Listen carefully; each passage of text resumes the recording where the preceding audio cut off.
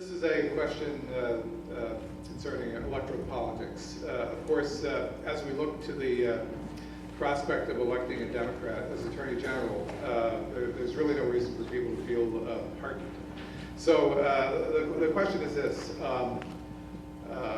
How will you effectively make the case that you ought to be elected Attorney General?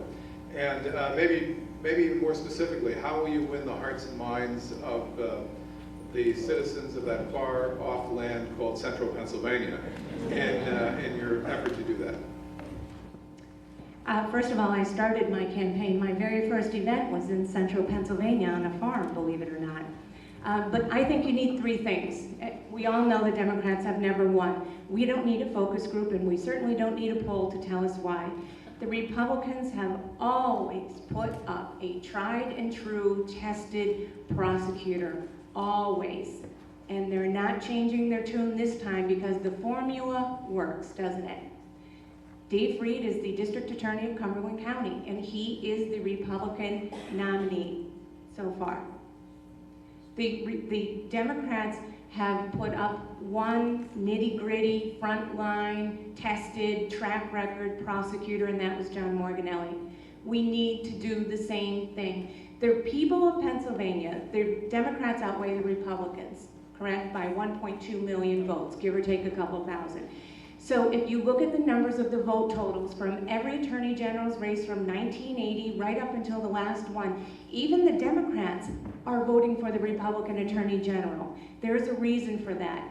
Democrats want to know that you have a prosecutor at the helm. As the chief law enforcement officer of the state of Pennsylvania, they want that frontline prosecutor. They want to know how many cases you've prosecuted, what your specialties are. Have you ever prosecuted a public corruption case? What about consumer protection? What about financial crimes? How about now, and particularly now, the Sandusky sexual abuse case is in the forefront of everyone's mind. It is now relevant to them what the Attorney General's office does. So now they want to know, have you ever prosecuted a child sexual assault case? My answer will be yes. Hundreds and hundreds of times, yes, I have. I would never use the grand jury. I am experienced in the grand jury. I've run 18-month public corruption cases through grand jury. I have experience in financial and physical abuse of the elderly. I know what I'm doing, and they want to know that. That's who they vote for. So let's give it to them. We have the opportunity. I'm right here. We have the opportunity. So you need the candidate. The candidate is the first important thing. You need to have a strong team. The candidate has to have a strong team. I mean, you know, we're very independent people, I'm sure. I am a type A, there is no doubt about that. I am driven, my family will tell you I make them nuts. But that's a good quality, but even I know what I don't know. And I've never run for office before. I don't have a political machine behind me that can just rev up and say, let's go. So I know what I don't know. So I hired a great team, or I should say they hired me because you know, they won't take you unless they think you can win. And that's the campaign group from Philadelphia. That's Governor Rendell's, that's Joe Sestak's, that's Dan Honorado's team. They know what they're doing. I have Sadie Sterner and Alyssa Rudolph and my cousin Colleen. We have a great team, but you also need one other thing. You need to have the ability to get your message out because yes, it is a big state. And as great it is to come before such big forums such as yours, there are 12 million people in this state, and you need to run a media campaign to get the word out. We have the candidate, we have the team, we have the funds. In November, if we put that candidate up against the Republican nominee, there's no stopping us because we have President Obama at the top of the ticket. We have Bob Casey at the top of the ticket. If we offer a diverse, qualified ticket, those votes are coming out, and we can finally elect a Democratic Attorney General. Thanks. And I would agree in the sense that we are both here. We are both former prosecutors who've been in the courtroom, who've prosecuted very, very bad people. And we all know in this room that it takes much more than that. We need the candidate who has a proven track record to win. I've gone, when you talk about Central Pennsylvania, I worked at the Hershey factory when I was 18 years of age. I went to law school there. My parents lived there in Lebanon County. My father, retired police officer, as I mentioned earlier. He works 3 jobs. He's an investigator for the insurance department, and he's a security guard at 2 different places in the weekend. He makes $9.50 an hour.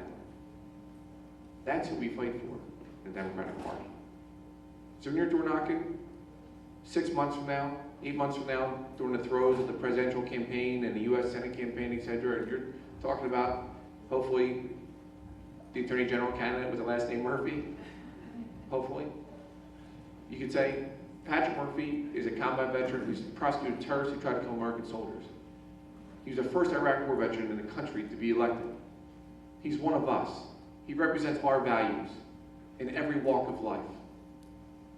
When you look at the metrics of this campaign, you know, Catherine and I, we both kicked it off around the same time last spring, in March. In that time, we've already raised over $1.5 million. That's with over 2,500 donors in 45 counties across Pennsylvania.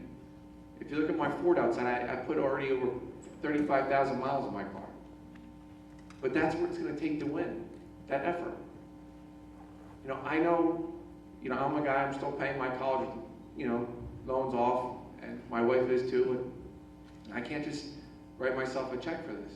You know, it has to be a grassroots movement. That's what it has been, and that's what it needs to continue to be. But it's a movement that's worth fighting for, because people get it. They are hurting out there. When they say, when you knock on the door or you take their phone calls, well, these big banks are, you know, they're really screwing us. Yeah, well, you know what? Did you know our Attorney General candidate was one of the co-sponsors of the Consumer Financial Protection Bureau? He helped create that office. And he had the Murphy Amendment to that bill that said, let's establish the office that protects our seniors. The seniors during the worst recession, during the Great Depression, are one of the most vulnerable parts of our society. It's a $3 billion industry a year of fraud just against seniors.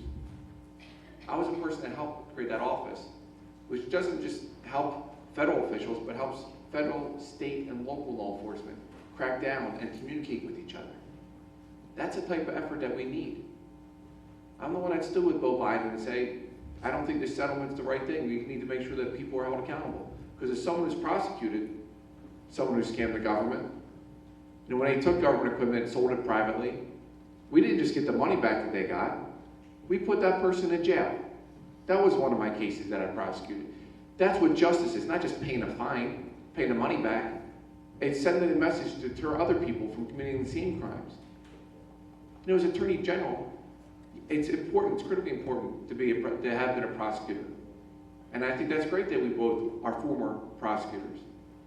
But you also need a leader who knows how to get things done, that can lead an office of 700 people who are the ones that are trying the cases and doing the investigations. To let them know where your values are, what your priorities are. Because as you know, in this world, you just can't do everything. You have to be very focused and precise on getting the job done.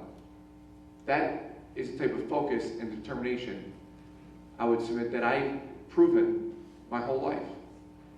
But a focus and determination that we all in this room need to start doing sooner rather than later. Because we all know on the other side, the Republicans have coalesced around one candidate.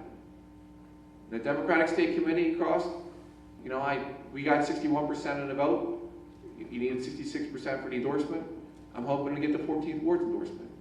I'm proud that we've had labor organizations across, statewide labor organizations, including here in Pittsburgh, like the steelworkers and the laborers and the statewide teachers, that understand why this office is so critically important to them.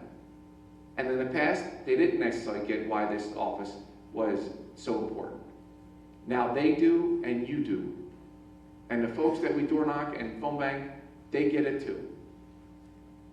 But now's the time to start coming together as a family if we want to win this November, if we want to make history for the first time in 32 years. Ladies and gentlemen, I've done that. I've taken on the Republicans. They do everything but the kitchen sink. I have been completely vetted, and I still beat them. I beat them by 0.6% in that first race. I whooped them by 15 points that second race. And I know 2010 was a tough year. We lost 64 races, 5 in Pennsylvania. I think mine was the only one where we lost by single digits, even though I had one of the most Republican areas. You have to be willing, Phil, to get to your question, to compete in areas where Democrats in the past have never tried to even compete at. And you have to speak their language. They have to know that you're one of them. And I think not just central Pennsylvania, but when you talk about western Pennsylvania values, you know, I was proud to serve in the Army with one of the Rooneys. Man, you might not know, but one of the grandsons of the chief is Tom Rooney. Him and I served in the Army together. Because I had been in the Army, I went back in later in the Army driving the General Corps. I taught him how to fire an M16 rifle. He was one of my classmates at the University of Virginia Law School. It's where the Army JAG School is. You know, we went on to be prosecutors. We left. Years later, we served together. But they're the type of values and they're the type of support that you need to win. And I see my time is up, so I'll be respectful. Sorry, I didn't say till this now. Thank you.